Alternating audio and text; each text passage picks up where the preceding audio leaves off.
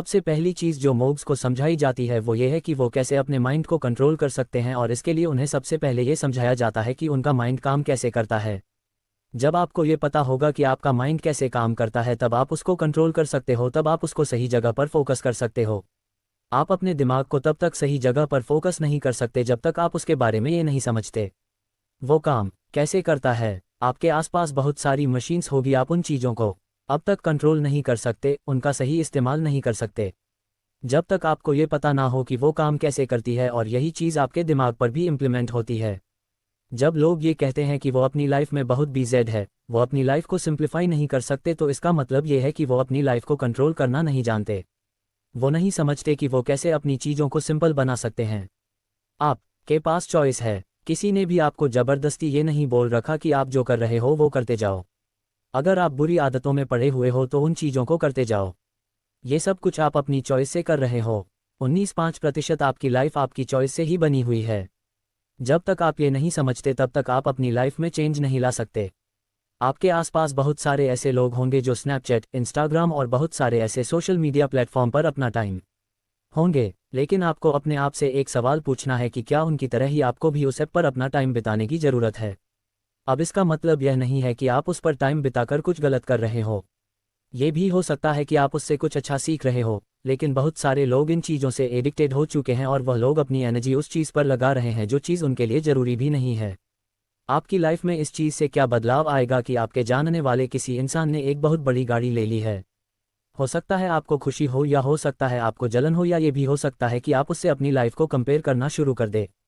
किसने तो बड़ी गाड़ी ले ली, मेरे पास तो छोटी गाड़ी है। इस तरह से ये सोशल मीडिया किसी ना किसी रूप में आपकी एनर्जी आपसे चूस रही है, और आप ये नहीं समझ पा रहे हो कि आप एनर्जी का अपने गोल को अजीब करने में यूज़ कर सकते थे, और यही सबसे बड़ा कारण है कि आप अपने आप को फोकस करने में नाकाम रहते हो। अपने आप से एक सिंपल सा सवाल पूछिए कि क्या आप ये अफोर्ड कर सकते हो कि आपके पास जो पूरे दिन में लिमिटेड एनर्जी है उसको आप यहाँ वहाँ वेस्ट कर दो हर थोड़ी देर के लिए। अगर आप कुछ एंटरटेनमेंट देख रहे हो वो ठीक है, लेकिन अब रील्स और शॉर्ट की वजह से सोशल मीडिया बहुत ज़्यादा एडिक्टिव बन चुका है, जिससे आपके दिमाग को फोकस करना आपके लिए बहुत ज़्यादा मुश्किल हो चुका है। इसलिए ये बहुत ज़्यादा ज़रूरी है कि आप अपनी एनर्जी, अपने दिमाग को सही जगह पर लगाना सीखो, और ये बहुत ज़्यादा मुश्किल नहीं है। अगर आप ऐसा करना शुरू कर दो तो आप 19% लोगों से आगे निकल जाएंगे, क्योंकि मैक्सिमम लोग अनवर इन चीज़ों के एडिक्टिव बन चुके हैं और उन्हें नहीं पता कि वो अपने दिमाग को इस चीज़ की वजह से ख़राब कर रहे हैं। इसलिए अपनी एनर्जी को पैसे की तरह देखना शुरू कर लीजिए। जिस तरह से आप अपने पैसे को सोच समझकर खर्च करते हैं, उसी तरह से अपनी एनर्जी को भी सोच समझकर खर्च कीजिए, क्योंकि ये एनर्जी आपकी लाइफ बदल सकती है। एक इंसान 24 घंटों में 7 से लेकर 8 घंटे तक सोता है, उसके बाद उसके पास 16 घंटे बचे हुए होते हैं। अब आपको अपने आप से सवाल पूछना है कि आप उन 16 घंटों में क्या कर रहे हो। कुछ टाइम निकाल दीजिए जहां पर आप जो डेली चीज़ें करते हैं उसमें आपका समय जाता है। मान लीजिए वो समय भी आपने निकाल लिया, अब जो समय बचता है उसमें आप क्या कर रहे हैं। मान लीजिए आप ऑफिस भी जाते हैं, उसके अलावा भी तो कुछ समय बचता होगा।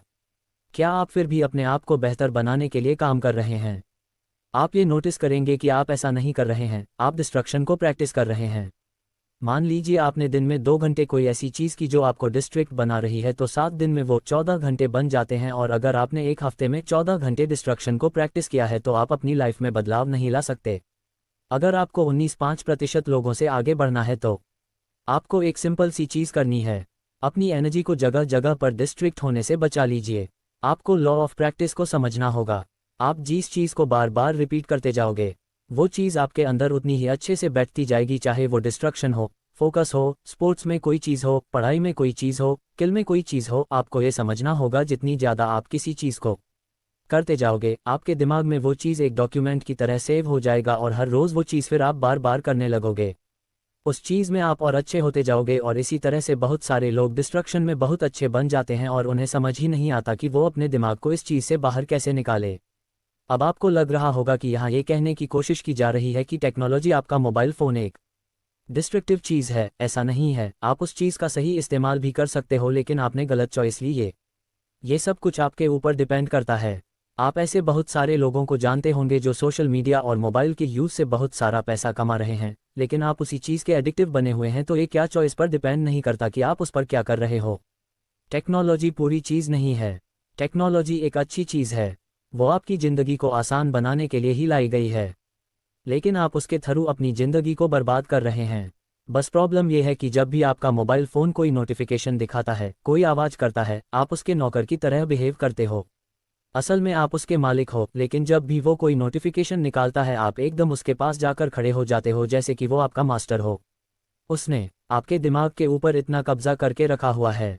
इन चीज़ों से बाहर निकलने के लिए आपको अपने दिमाग को कंट्रोल करना सीखना होगा, वरना आप इन चीज़ों से कभी भी बाहर नहीं निकल पाएंगे। और उसको कंट्रोल करने के लिए आपको ये समझना होगा कि आपका दिमाग काम कैसे करता है। सवाल यही है कि आपका दिमाग काम कैसे करता है। अगर हम मोक्स के प्रोस्पेक्टिव से देखें तो आपको दो चीज़ें समझनी होगी। पहली चीज़ और दूसरी चीज़ माइंड तो अवेयरनेस को इस तरह से समझिए, इमेजिन कीजिए कि एक बॉल है जो चमक रही है, उसमें लाइट है और वो आपके दिमाग में यहाँ वहाँ घूम रही है। ये आपकी अवेयरनेस है। आंखें बंद कीजिए और इमेजिन कीजिए कि आपके दिमाग में बहुत सारे सेक्शन बने हुए हैं, जहाँ पर किसी जगह पर गुस्सा है, किसी जगह पर खुशी है, किसी जगह पर क्रिएटिविटी है, किसी जगह पर दुख है और वो अवेयरनेस। अब आपके अकॉर्डिंग जैसा आप सोच रहे हो वो उन सेक्शंस में बारी बारी आपकी सोच के अकॉर्डिंग घूम रही है। इस तरह से आपको अवेयरनेस को समझना होगा। जैसे ही ये एक पर्टिकुलर सेक्शन में पहुंचती है, चाहे वो कोई भी सेक्शन हो, वैसे ही आप पूरे दिन वैसा ही बिहेव करना शुरू कर देते हो। और जानते हो इसकी सबसे बड़ी प्रॉब्लम क्या है? आपने अपनी अवेयरनेस को अपने हाथ में नहीं, दूसरे लोगों के हाथ में दे रखा है। इसीलिए जब मैंने आपसे ये कहा था कि ज़रूरी नहीं है कि दूसरे लोग सोशल मीडिया यूज़ कर रहे हैं तो आपको भी उतना ही सोशल मीडिया पर एक्टिव रहने की ज़रूरत है, क्योंकि वह लोग आपकी अवेयरनेस को कंट्रोल कर रहे हैं। किसी ने कुछ बोल दिया, किसी ने कुछ बुरा कमेंट कर दिया, किसी ने कुछ आपसे महंगा ले लिया, आप भले ही उससे ज्वेलरी ना करो, लेकिन अपनी लाइफ को आप उसे कंपेयर करना शुरू कर दोगे और वो अवेयरनेस आपके दिमाग के उस सेक्शन में पहुंच जाएगी जहां आप दुखी फील करना शुरू कर दोगे। और इस चीज़ को रोकने के लिए आपको अपने दिमाग को ये सिखाना होगा कि आप एक टाइम पर एक चीज़ पर कैसे कॉन्सेंट्रेट कर सकते हो। और अगर आपको ये करना है तो आपको हर रोज़ कॉन्सेंट्रेट करने की प्रैक्टिस करनी होगी। इसका सबसे आसान तरीका ये है कि हर रोज़ पढ़ना शुरू कीजिए। कोई भी बुक हो उसको पढ़ना शुरू कीजिए और जैसे ही आपको लगे कि आप बोर हो रहे हो, आपकी कंसंट्रेशन दूसरी जगह पर जा रही है, वैसे ही अपनी कंसंट्रेशन को वापस उसी बुक पर लगाने की कोशिश कीजिए। पहले एक पेज से शुरू कीजिए, फिर उसको धीरे धीरे बढ़ाइए। आप ये देखेंगे कि इस छोटी सी प्रैक्टिस से आप अपनी कंसंट्रेशन को धीरे धीरे और ज़्यादा पावरफुल बनाते जाएंगे। और इसी तरह से अगर आप ये सीख गए कि आप कंसंट्रेट कैसे कर सकते हैं, इसके लिए बहुत सारे तरीके हैं। मेडिटेशन, योगा, आर्ची, कंसंट्रेशन लेवल को बढ़ाने के लिए आपको बहुत सारी चीज़ें पता चल जाएगी। लेकिन जैसे ही आप ये चीज़ सीख गए, सबसे पहली चीज़ जो आप सीखेंगे वो ये कि आप अपनी एनर्जी पर फोकस कर पाएंगे। इंसान पर किस जगह पर कितनी एनर्जी डाइवर्ट कर रहे हैं, और इसीलिए बहुत सारे लोग अपनी लाइफ में अच्छा रिजल्ट नहीं देख पाते। वो बहुत ज़्यादा डिस्ट्रैक्टेड रहते हैं, अपनी एनर्जी को चारों दिशाओं में फैला कर रखते हैं और वो 100% किसी भी चीज़ को नहीं दे पाते। इसीलिए उनको बार बार फेल्यूर का सामना करना पड़ता है। तो सबसे पहले कॉन्सेंट्रेट करना सीखिए। ये सीखिए कि कैसे आप अपने दिमाग को शांत कर सकते हैं। ये सीखा सकते हैं कि वो एक जगह पर फोकस करना सीखे।